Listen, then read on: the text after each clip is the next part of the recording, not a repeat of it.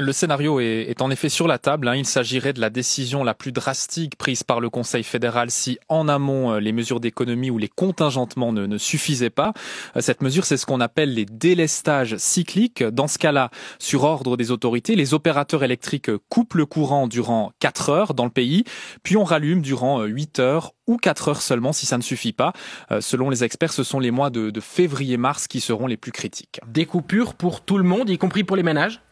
Absolument, tous les consommateurs seraient concernés. Fini donc le téléphone fixe, le four, les plaques de cuisson. Fini aussi la pompe à chaleur ou le chauffage de l'eau avec des chauffe-eau électriques. Bon, mais est-ce que la Suisse entière serait coupée d'électricité ?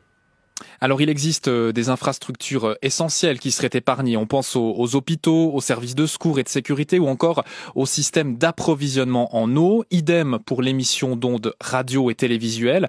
Voilà pourquoi actuellement des discussions ont lieu pour définir les prestations qui doivent être absolument garanties pour la population. Ce délestage ne serait donc pas uniforme sur tout le territoire. Et les cantons, ils se préparent ?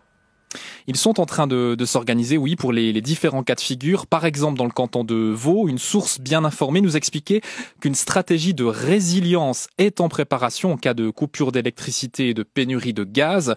Les cantons, en tout cas, se parlent déjà entre eux. Il faut dire que les réseaux électriques sont interconnectés.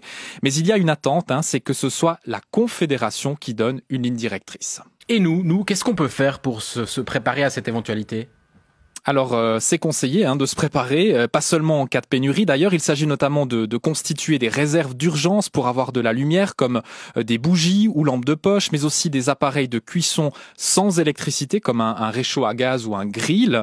Avoir également des provisions d'eau et d'aliments et un peu d'argent liquide. On trouve ces informations sur le site de l'Office fédéral pour l'approvisionnement économique du pays, onglet électricité. Et est-ce que les Suisses font déjà des achats aujourd'hui ?